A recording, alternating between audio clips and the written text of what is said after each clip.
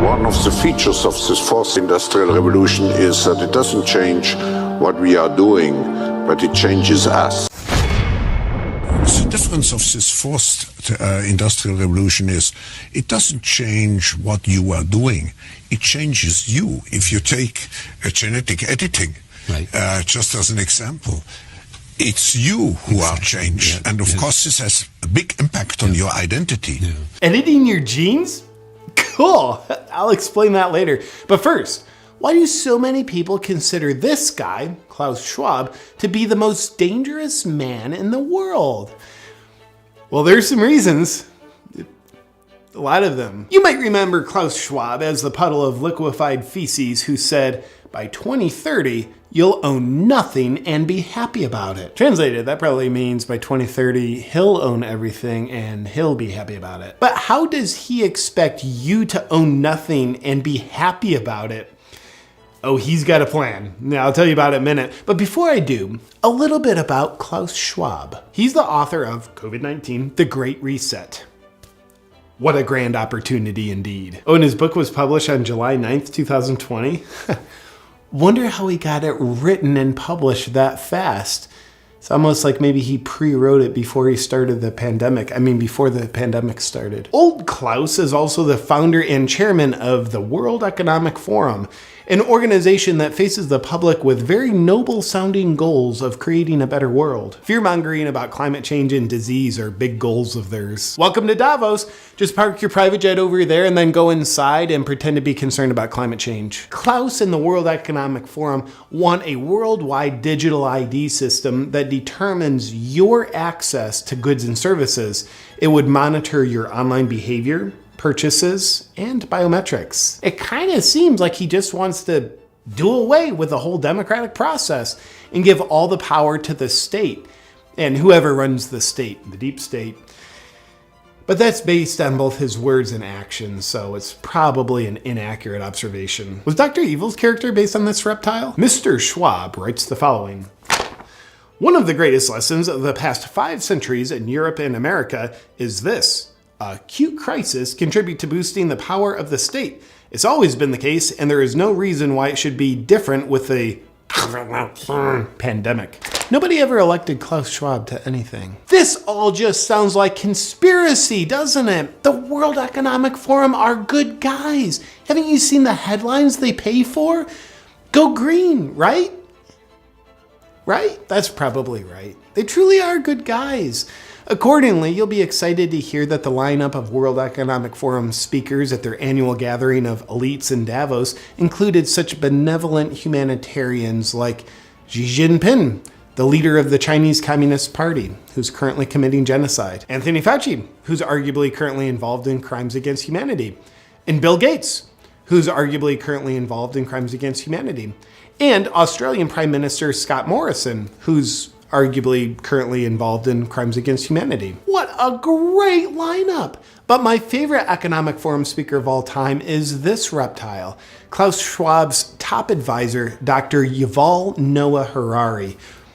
Let's see what he has to say. Data might enable human elites to do something even more radical than just build digital dictatorships. By hacking organisms, elites may gain the power to re-engineer the future of life itself. Because once you can hack something, you can usually also engineer it. Elites hacking organisms and re-engineering life itself? Well, he's not talking about doing that to people, is he? Now, in the past, many tyrants and governments wanted to do it, but nobody understood biology well enough, and nobody had enough computing power and data to hack millions of people. Neither the Gestapo nor the KGB could do it. But soon, at least some corporations and governments will be able to systematically hack all the people. Well, I guess he was talking about doing that to people.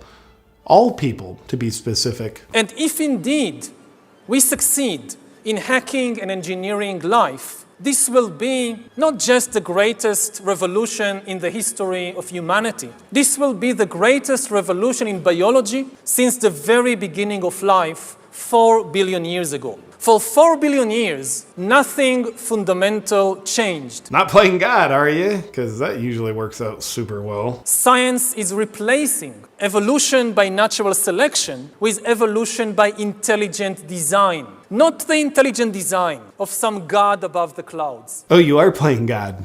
Say more. Evolution by natural selection with evolution by intelligent design. Not the intelligent design of some God above the clouds, but our intelligent design and the intelligent design of our clouds. The IBM cloud, the Microsoft cloud, these are the new driving forces of evolution. Gosh, you wouldn't by chance have a plan in place on how to control people with your cloud technology, would you? And that plan isn't by chance already being implemented, is it? Today, we have the technology to hack human beings on a massive scale. Oh, so you could implement it. In this time of crisis, you have to follow science. It's often said that you should never allow a good crisis to go to waste. Sounds familiar. And I guess you are implementing it already. Didn't anyone bother telling this guy not to say any of this out loud on camera? It's a lot of evidence. Surveillance, people could look back in 100 years and identify the coronavirus epidemic as the moment when a new regime of surveillance took over, especially surveillance under the skin. My brain, my body, my life, does it belong to me or to some corporation or to the government or perhaps to the human collective? This guy's revealing the whole plan. He's gonna ruin it. The World Economic Forum, out for the good of humanity. You'll own nothing, not even your own DNA, if we have our way. Now for some additional fun facts about Klaus Schwab and the World Economic Forum. They've got a Young Leaders Program, which is a 5-year indoctrination program into their principles. The goal of the program is to create world leaders who don't answer to their people because they don't care about them. They answer to their bosses at the World Economic Forum. Graduates of the program include admirable world leaders that are suspiciously in lockstep with the Great Reset, such as Justin Trudeau, France's Macron, and Mark Zuckerberg. Sponsoring partners of the World Economic Forum's Young Global Leaders program have been the Bill and Melinda Gates Foundation and Google. I wonder why Google censors and shapes information to be in exact support of the World Economic Forum's narrative. Oh, another fun fact, the World Economic Forum is predicting a worldwide cyber attack. I'm pretty much a wizard at predicting the things I'm gonna do too. The very concerned Schwab believes the cyber attack could bring a complete halt to our power grid, transportation, hospital services, and to our society as a whole. The World Economic Forum then simulated the cyber attack. Simulated or planned? I'm not sure, but they said it was a simulation, so it's probably best to just believe them. Oh, also the World Economic Forum, along with the Bill and Melinda Gates Foundation, hosted Event 201, which oddly enough played out exactly as they planned. Or simulated, or whatever. Let's move on. And here's a picture of Klaus Schwab sitting in front of his statue of Vladimir Lenin. I wonder why he's got a statue of one of the most murderous world leaders in history. Lenin killed an estimated 5 million people. And finally, remember Schwab's whole thing about you'll own nothing and be happy about it? What's the World Economic Forum's plan to make that happen? Well, it's probably nothing, but consider this. BlackRock is an investment firm with $9 trillion under management, which is a higher GDP than every country on Earth, aside from the US and China. Therefore, it turns out BlackRock has more political and financial influence than the Federal Reserve and most governments. Sounds cool, but what's the connection with the World Economic Forum? Well, again, and it's probably nothing, but BlackRock CEO Larry Fink is also just a board member of the World Economic Forum. Well, that's super convenient and probably just a coincidence. Is the World Economic Forum and BlackRock colluding in corporatism, where an unelected corporate elite dictates top down to the population? Well, they couldn't be doing that because they'd have to infiltrate the government, which they haven't done. Except for, in one of Joe Biden's first appointees once he took office, he named Brian Deese to be the director of National Economic Council. Brian Deese came from BlackRock, where he was a global head of sustainable investing, and now he's Biden's main advisor for economic policy.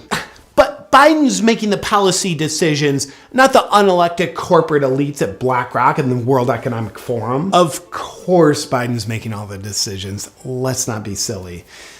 Oh look, there's a picture of Biden in the audience at the World Economic Forum. Oh, and also Kamala Harris's chief economic advisor is Michael Pyle. He came from BlackRock, where he was a global chief economic strategist, overseeing the strategy for investing $9 trillion. Well, it looks like corporatism, but it's probably not. But if it was, it would actually be a viable strategy for BlackRock and the World Economic Forum to own everything and for you to own nothing. Oh, fun fact, BlackRock is buying up single-family homes at an alarming rate, oftentimes paying 20 to 50% above asking price, so normal people like you and I can't own the homes. Now, there is an interesting pattern to all this.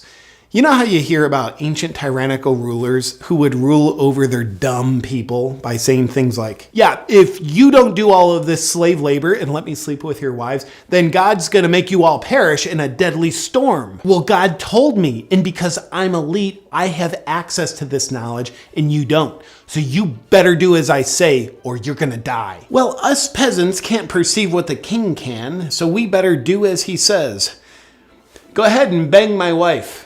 And thank you for doing it for my protection, King. Good old fear-mongering, a predictable pattern as old as time itself. But with Klaus and the World Economic Forum, it's climate change is gonna kill you, disease is gonna kill you, and a cyber attack's gonna get ya. So you better do as we say, or you're gonna die. I don't know, the weather looks pretty good to me. Why don't you ever smile, Klaus? You look like a sociopath. No, you don't understand. We elites have access to knowledge that you don't. So you better listen to us or you're gonna die. Same old fun pattern of fear-mongering. They know of the scary problems and only they have the solutions. So listen up or you're gonna die. Gotcha, Klaus. Nothing new here. We see you. In conclusion to the question, is Klaus Schwab the most dangerous man in the world? Here's his top guy again. Humans are now hackable animals. You know, the whole idea that humans have, you know, they have this soul or spirit and they have free will and nobody knows what's happening inside me. So whatever I choose, whether in the election or whether in the supermarket, this is my free will, that's over. Free will, that's over. It will indeed be over. If you outsource your thinking to outside influences and take the easy way out by choosing obedience over bravery. Doing so makes you very susceptible to being manipulated by fear. And if this happens, you will fail at remaining a free, sovereign individual. But here's how Schwab and his friends, who sociopathically never smile, fail at their great reset, and you succeed at remaining a free, sovereign individual. Be guided by your own critical thinking and what your heart and soul knows is right, and choose bravery over obedience. Obedience or bravery? Outsource your perspectives or do your own critical thinking? We are in the process of either the Great Reset or the Great Awakening, and the choice isn't Klaus Schwab's. The choice is yours. What's up, my friend? If you would enjoy the feeling of spreading the message of freedom wherever you go, check out my full line of freedom merch at awakenwithjp.com. Hey, I want to thank the sponsor of today's video, Primal Life Organics, and their LED light teeth whitening system.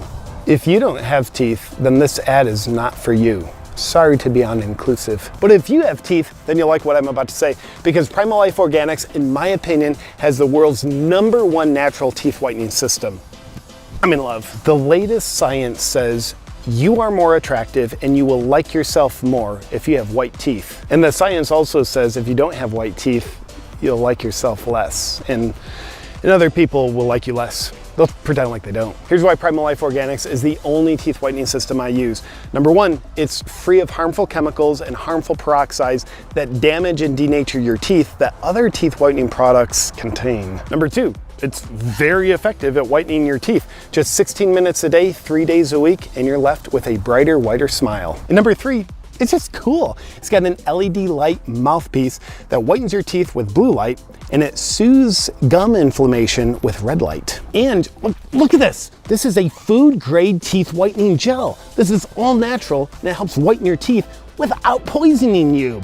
I just spat on the camera. You're welcome. Just calm down. If you want to get in on it with me and whiten your teeth with Primal Life Organics, just go to naturalteethwhiteners.com/JP. And at that link, you get a full 60% off. Enjoy.